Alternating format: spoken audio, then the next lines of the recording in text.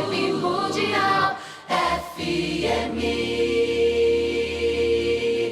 Queridos ouvintes da Vibe Mundial, sou Vanderlei Paz, psicanalista, terapeuta holístico, mestre em ciências herméticas, e iniciei o programa de hoje dizendo que alinhamento ou alinhamentos nos céus, eles pedem para que também possamos fazer alinhamentos na Terra.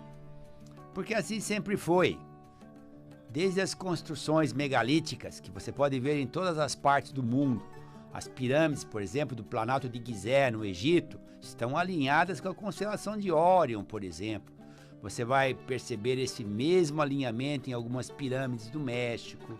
Construções antigas, megalíticas, Stonehenge, ele é feito de acordo com alguns alinhamentos, as chamadas linhas de leis, energias que passam por debaixo da Terra, mas também estão alinhados com os solstícios, tanto de inverno como de verão. Tudo isto, nada é por acaso. E agora nós, seres humanos, precisamos nos alinhar também. A natureza tem o seu alinhamento próprio. Então, saber que hoje tem um eclipse importante, de uma tabela astronômica importante, chamada tabela de Saru, é o 23º eclipse, que pode prever com exatidão outros eclipses que virão. Né? Essa tabela, ela conta a cada 18 anos, 11 meses e alguma coisa a mais. Tudo isto são coisas com precisões matemáticas. E a nossa vida biológica não é diferente. Nosso corpo tem ciclos hormonais, nós temos ciclos circadianos, ciclos dos nossos órgãos que funcionam mais aceleradamente durante o dia do que à noite. Por exemplo, é o caso dos rins, do nosso próprio coração, desde que não haja nenhum distúrbio cardiológico. Assim também deve ser o nosso trabalho, o nosso lazer, nossa forma de se alimentar, nosso sono e também e principalmente os relacionamentos. Os relacionamentos interpessoais, amigos, família, relacionamento afetivo, íntimo, enfim, tudo isto requer uma harmonia, um certo alinhamento, ninguém atropelando emocionalmente ninguém, ao mesmo tempo trabalhando de forma equilibrada nos seus espaços, no espaço que você ocupa agora, no futuro espaço que você vai ocupar, quando você muda de casa, por exemplo, ou de escritório, ou troca de carro, tudo isso é importante. Eu deixei agora de frequentar tal posto de gasolina por algum motivo, estou frequentando outro. Existe até alguma coisa na cabala ritualística que diz: Santa Realeza, visite os caminhos que eu já percorri e os caminhos que ainda irei percorrer. Essa Santa Realeza são reis e rainhas, príncipes e princesas da luz, de outras dimensões, alguns até tiveram algumas incursões aqui no nosso planeta Terra, na nossa escola Terra, e essa Santa Realeza, então, ela representa uma energia, uma consciência que pode realmente nos visitar, esta essência, se nós tivermos boa vontade de nos alinharmos conosco mesmos e com o nosso semelhante. É muito importante a observação. As pessoas que se atropelam e atropelam os outros com palavras, pensamentos e sentimentos, quase não enxergando nada à sua frente, de forma precipitada. O que acontece? Seu nível de observação é muito pequeno. Então, a observação, ela é importante porque muitas vezes uma pessoa fala palavras para você, mas você tem que saber o que está por trás dessas palavras.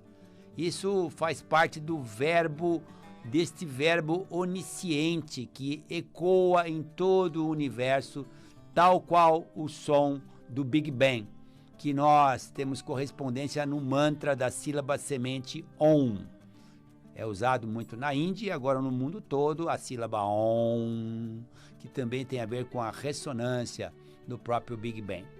Sendo assim, então, muitas vezes aquilo que não é dito, aquilo no silêncio já é eloquente por si mesmo.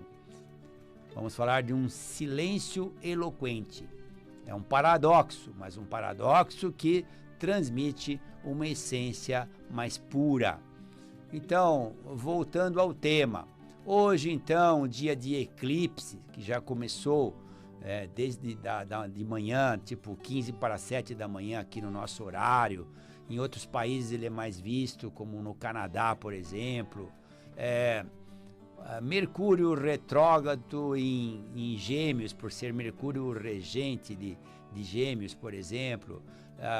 E aí nós encontramos aí uma quadratura desse mesmo Mercúrio com Netuno, né?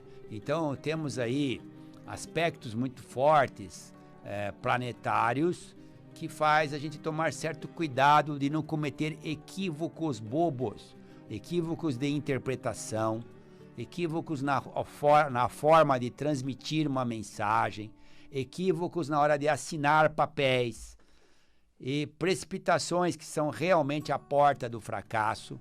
Então requer prudência, cuidado, não medo, e sim cuidado. É muito normal que o ser humano ele vá acumulando durante suas vidas uma série de medos. Então, o medo da violência, o medo da morte prematura, à medida que a idade cronológica começa a avançar, então já existe um certo receio da morte, existe procurar tentar saber mais o porquê da vida, frustrações de coisa que deixou de fazer, enfim, tudo isto mostra a falta de observação. Muitas vezes você não tem aquilo que você quis tanto, mas você vai observar que você tem coisas que a outra pessoa que fez aquilo que você queria não tem tanto quanto você. Coisas, você tem valores com você, pessoas que te valorizam, energias que te trazem felicidade sem precisar das tais coisas que tanto você almejou e que achou que seria o ideal para você e muitas vezes não é. Muitas vezes é realmente essa onisciência, onipresença divina, da qual nós somos uma parcela, sabe muito melhor o que é bom para nós do que a nossa pequena individualidade. Então, analise bem isso.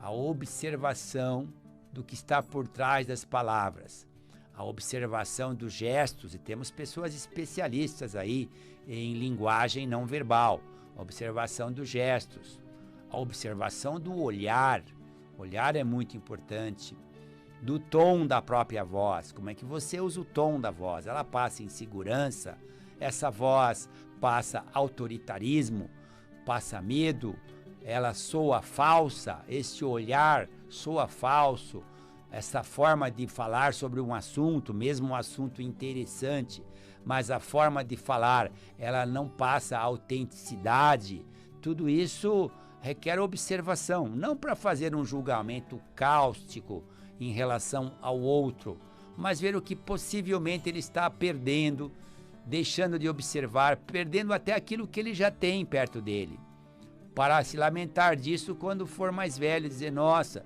eu tive perto de mim durante tanto tempo algo bom e não soube valorizar. Quantas pessoas falam isso e não precisa chegar numa idade cronológica avançada, dos 90 e tantos, 100 anos para pensar assim. Então há uma necessidade de uma valorização constante daquilo que já foi conquistado. E esta observação, então, você deve estender à natureza. Observe, então, a sincronia das plantas em relação às estações do ano.